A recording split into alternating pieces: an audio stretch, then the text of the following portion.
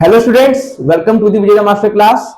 Students, मेरी आज की क्लास 12th के बिजनेस स्टडी की है और ये मेरा पहला लेक्चर है क्योंकि आज फर्स्ट डे है आपका बिजनेस स्टडी का। ठीक है स्टूडेंट्स, तो आइए क्लास 12th के फर्स्ट चैप्टर को, बिजनेस स्टडी के फर्स्ट चैप्टर को शुरू करते हैं और एकदम इजी वे में आपको कंसेप्ट डिलीवर करते हैं। ठीक है ना, कुछ भी मुश्किल नहीं है, एकदम आसान है। ठीक है, क्लास 11th में जिस तरीके से आपने थ्योरी सब्जेक्ट को एज अ प्रैक्टिकल पढ़ा था, यहां पे भी आप इस थ्योरी सब्जेक्ट को एज अ प्रैक्टिकल पढ़ोगे तो ही चीजें एकदम इजी लगने लगेगी। ठीक है ना, बस एकदम माइंड को फ्री छोड़ना है और जो मैं बता रहा हूं उस पर ध्यान देना है। ठीक है, तो आओ देखते हैं nature and significance of management, first chapter class 12th के बिजनेस स्टडी का। ठीक है ना। अच्छा स्टूडेंट, सबसे पहले क्या आ रहा है, nature and significance of management. ये मैनेजमेंट जो वर्ड आ रहा है इसको समझना हमें जरूरी है। ठीक है ना, क्या होता है ये मैनेजमेंट, देखो राइट डाउन कर रखा है मैंने यहां पर। कह रहा है management is the process of getting things done with the aim of achieving goals effectively and efficiently. कह रहा है मैनेजमेंट क्या है, प्रोसेस है। ठीक है ना, जिसके थ्रू हम क्या करते हैं, अपने गोल्स को अचीव करते हैं। कैसे, इफेक्टिवली तरीके से या इफिशिएंटली तरीके से, या दोनों को ही एक साथ मिला के। ठीक है ना, यहाँ पे तीन वर्ड आए स्टूडेंट्स, एक आया प्रोसेस, एक आया आपका इफेक्टिव, एक आया इफिशिएंट। ये तीन वर्ड इस मैनेजमेंट के डेफिनेशन को कंप्लीट करते हैं। ठीक है ना, ये तीन वर्ड ही अगर आपके मैनेजमेंट के डेफिनेशन आप लिख रहे हो, आपने नहीं इसको उसमें इंक्लूड किया तो अधूरा सा डेफिनेशन लगेगा, कंप्लीट डेफिनेशन लगेगा ही नहीं, क्योंकि मैनेजमेंट बना ही इन तीन से है। सबसे पहले क्या आ रहा है स्टूडेंट्स, प्रोसेस आ रहा है इस डेफिनेशन में। प्रोसेस, जो मैनेजमेंट है वो एक पूरा का पूरा प्रोसेस है स्टूडेंट्स। ठीक है ना, कोई एक सिंगल चीज से मैनेज नहीं हो जाता है, कोई भी चीज पूरे प्रोसेस से मैनेज होती है। वो जो प्रोसेस है वो चार चीजों से बनता है ना। वो चार चीजें क्या है, POSDC।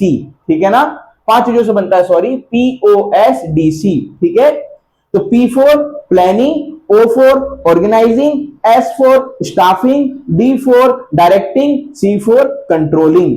जब ये सारे एक साथ आते हैं तो ही प्रोसेस कंप्लीट होता है, तो ही आपका मैनेजमेंट प्रोसेस में आता है। ठीक है ना, कैसे, देखो सबसे पहले हम क्या करेंगे, कोई भी काम हमें करना होगा उसकी प्लानिंग करेंगे। प्लानिंग करने के बाद उसको हम क्या करेंगे, हम क्या लिखा है, ऑर्गेनाइजिंग करेंगे, है ना। यानी उसको ऑर्गेनाइज करेंगे एकदम सिस्टमेटिक तरीके से कि कोई काम गलत ना हो। ठीक है ना, अब हमने ऑर्गेनाइज कर दिया भाई काम को, प्लानिंग किया और प्लानिंग को हमने ऑर्गेनाइज कर दिया। ऑर्गेनाइजिंग के बाद काम तो कोई ना कोई करने वाला चाहिए हमें, है ना।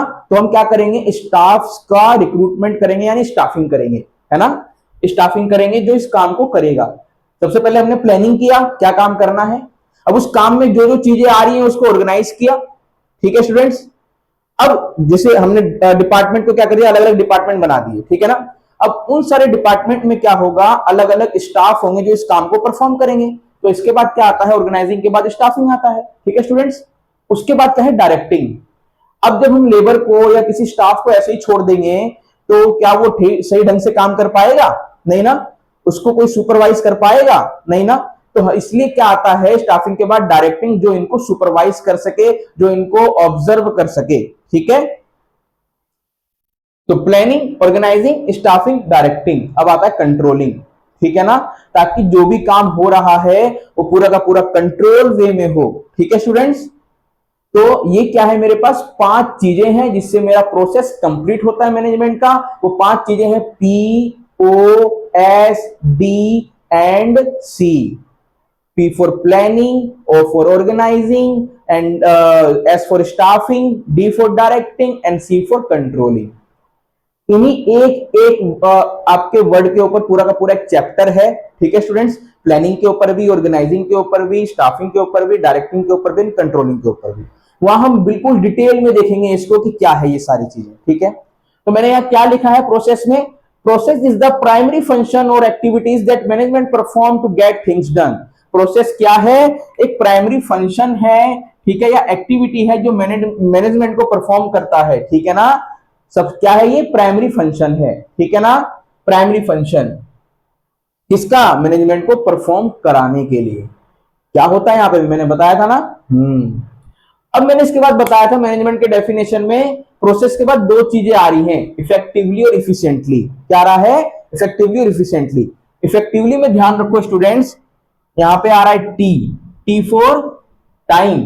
क्या आ रहा है? टाइम। यानी इफेक्टिवली में या इफेक्टिवनेस में क्या होता है, कोई भी काम जो होता है वो with in a boundation of time होता है, ठीक है ना। हमें टाइम इसमें, हम इसमें क्या करते हैं, टाइम को कंसीडर करते हैं, टाइम को इंपॉर्टेंस ज्यादा देते हैं।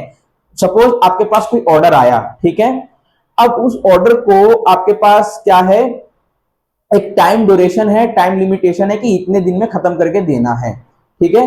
फिर चाहे कॉस्टिंग कुछ भी आए, तो आपने क्या कर दिया, विद इन ए टाइम उस ऑर्डर को कंप्लीट किया, तो that is the effective, that is the effectiveness. Okay students, तो क्या लिखा है यहाँ पे, इफेक्टिवनेस, बीइंग इफेक्टिव और doing work effectively basically means finishing the given task, यानी जो टास्क मिला है वो आपने खत्म कर दिया विद इन ए टाइम, तो दैट इज द इफेक्टिवनेस, ठीक है।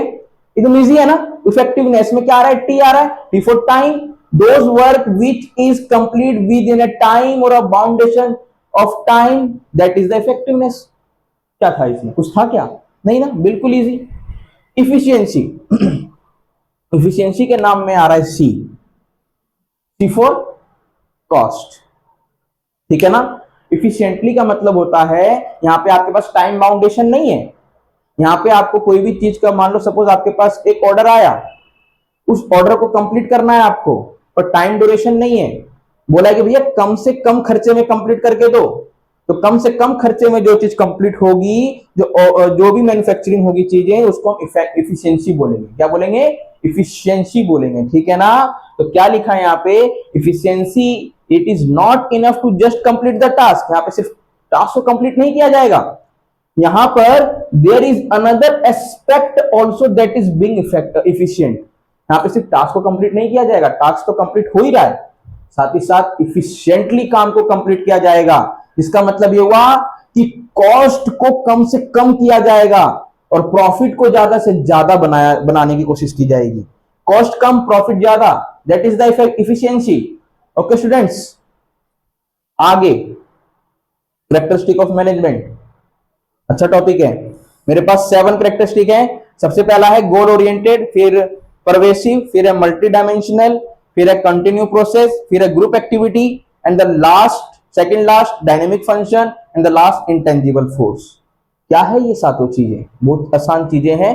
गोल ओरिएंटेड, कोई भी मैनेजमेंट होगा आपका कोई भी मैनेजमेंट होगा सॉरी स्टूडेंट्स, कोई भी मैनेजमेंट आपका होगा क्या विदाउट गोल ओरिएंटेड होगा? आप किसी भी चीज को मैनेज कर रहे होगे तो क्या विदाउट गोल ओरिएंटेड मैनेज कर रहे होगे? आप किसी भी चीज को मैनेज करोगे उसके पीछे एक आपका मोटिव होगा, मोटिव होगा इस काम को टाइम पे खत्म करना, या इस काम को टाइम पे तो खत्म करना, साथ ही साथ इफिशिएंटली तरीके से खत्म करना, ठीक है ना। और मोटिव ये होगा कि प्रॉफिट ज्यादा बनाना। मेरा गोल है ये, मेरा गोल क्या है, काम को effectively, efficiently, with profit motive. ये गोल ओरिएंटेड है ना, तो गोल क्या है मेरा, प्रॉफिट बनाना। यानी कोई भी काम जो होता है मैनेजमेंट में, यदि उसका कोई ना कोई गोल है, गोल को अचीव करने के लिए ही किया जाता है, that is the goal oriented management, ठीक है ना। तो समझ में आया? ओके स्टूडेंट्स, अब है परवेसिव। अच्छा, आपको इन सब के अगर नोट्स चाहिए, ठीक है, ऐसे कैरेक्टरिस्टिक के मैंने यहाँ पे आपको डेफिनेशन नहीं लिख के दिया है, तो टेलीग्राम का चैनल डिस्क्रिप्शन में मैं डाल दूंगा, आप मेरे टेलीग्राम चैनल को फॉलो करना, सभी चैप्टर के नोट्स मिलेंगे वहां पे। जो जो यहाँ कंप्लीट होगा वहां नोट्स आपको मिलते जाएंगे।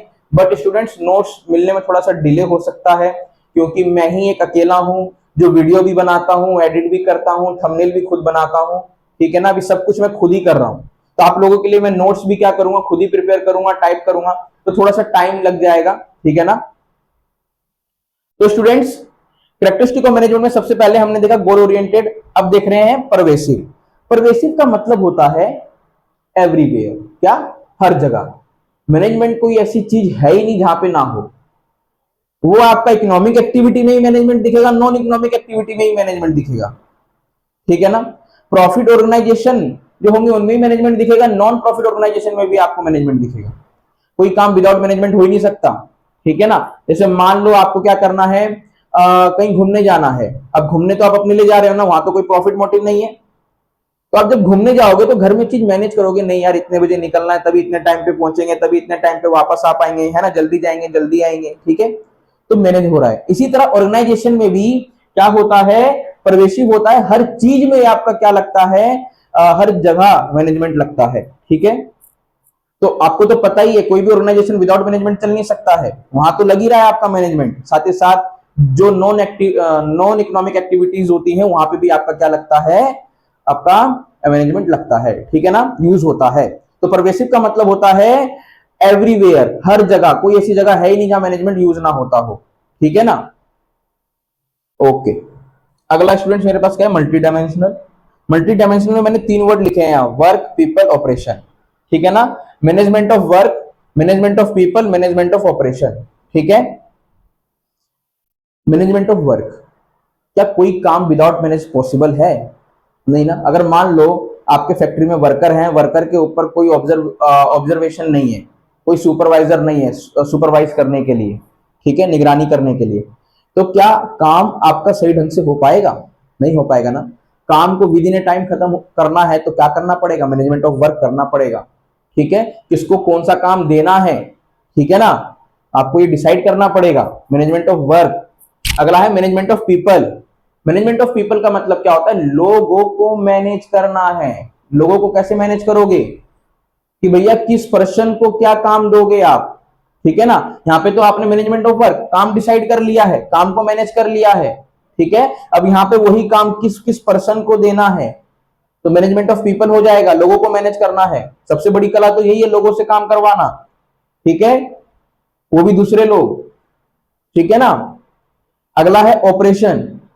ऑपरेशन का मतलब आपने काम डिसाइड किया, क्या करना है, मैनेज किया, अब किससे काम करवाना है ये भी डिसाइड किया, कैसे करवाना है ये भी तो डिसाइड करोगे, मशीन के थ्रू करना है या आपका लेबर के थ्रू ज्यादा काम करना है, ठीक है ना। ऑपरेशन में क्या क्या चीजें होंगी, सब चीजों को मैनेज करना है, ठीक है। तो that's why this management is multi dimensional, ठीक है ना, सारी चीजों को देख रहा है ये। अगला है कॉन्टिन्यूस प्रोसेस। मैनेजमेंट कभी आपका डिसकंटिन्यू प्रोसेस हो ही नहीं सकता, कॉन्टिन्यूस ही प्रोसेस होगा, ठीक है ना। एक लेवल से दूसरे लेवल पे आता है मैनेजमेंट, दूसरे से तीसरे पे जाता है, कंटिन्यू चलता रहता है। जहां लैक हुआ मैनेजमेंट वहीं पे आपका काम खराब, ठीक है। तो without continue process management possible है ही नहीं, ठीक है ना। हर एक लेवल पे आपको मैनेजमेंट देखने को मिलता है। जैसे मैंने टारगेट कर रखा है कि डेली मेरे को 2 वीडियो अपलोड करना है, तो कंटिन्यू प्रोसेस में यदि मैं खुद को ये मैनेज करके चलूंगा तो ही वीडियो अपलोड कर पाऊंगा। अगर मैं खुद को ही मैनेज नहीं कर पा रहा हूं तो क्या वीडियो डेली अपलोड होगी, नहीं होगी ना। तो कंटिन्यूस प्रोसेस रहेगा ही नहीं। अगर कंटिन्यू प्रोसेस में वीडियो अपलोड करना है मुझे तो क्या करना पड़ेगा, डेली खुद को मैनेज करते हुए चलना पड़ेगा। और डेली खुद को मैनेज कर रहा हूं तो क्या है, कंटिन्यू प्रोसेस ही तो है ये, और क्या है। अगला है group activity. Obviously group activity, कोई भी ऑर्गेनाइजेशन आपने देखा होगा, वहां पे क्या होता है कि भैया कोई लॉजिस्टिक को देखता है, कोई अकाउंट डिपार्टमेंट को देखता है, कोई स्टोर को देखता है, ठीक है ना, कोई आपका प्रोडक्शन प्लांट को देखता है। हर एक पर्सन की एक इंडिविजुअल रिस्पॉन्सिबिलिटी है, अपनी अपनी रिस्पॉन्सिबिलिटी है, और वो सारी रिस्पॉन्सिबिलिटी क्या हो रही है, एक साथ परफॉर्म हो रही है, एक ग्रुप में परफॉर्म हो रही है किसी एक ऑर्गेनाइजेशन में, ठीक है ना।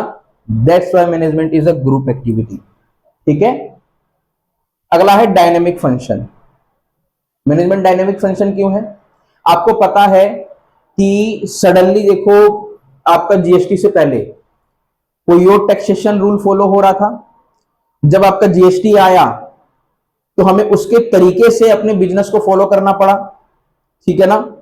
अब मान लो फ्यूचर में कोई और चीज आ जाएगा, गवर्नमेंट अगर किसी ऐसे रूल को क्या कर देती है, इंप्लीमेंट कर देती है जिससे बिजनेस को खुद को चेंज करना पड़ेगा, पहले के तरीके से नहीं बिजनेस रन हो सकता, तो ये डायनेमिक फंक्शन ही तो है। जो बिजनेस क्या कर रहा है, अपने आप को एनवायरमेंट के अकॉर्डिंग चेंज कर रहा है, that is a dynamic function, ठीक है ना।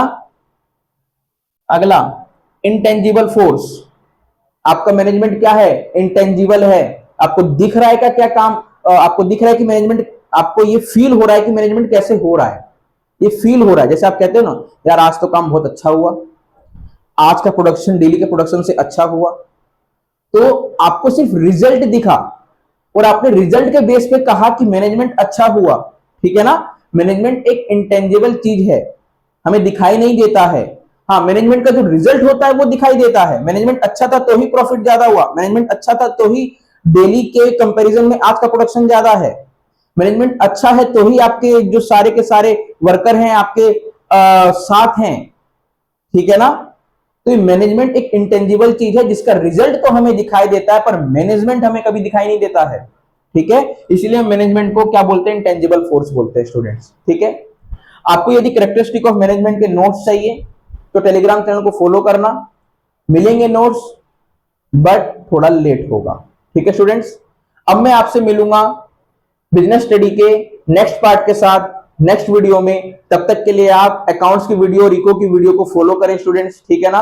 क्लास 12 की मैं वो भी वीडियो अपलोड कर रहा हूं, तो आप आपके लिए पूरे आपके कॉमर्स के ये जो चैनल है पूरा का पूरा आपके लिए कॉमर्स के लिए डेडिकेटेड है, ठीक है। तो अब मैं आपसे मिलता हूं नेक्स्ट वीडियो में इकोनॉमिक्स के साथ। कल आपकी जो वीडियो आएगी वो इकोनॉमिक्स की आएगी स्टूडेंट्स, ठीक है ना। तो इकोनॉमिक्स की वीडियो भी आप जरूर देखना क्लास 12 की, जहां पे हम कर रहे हैं आपका मेजरमेंट ऑफ नेशनल इनकम, ठीक है ना।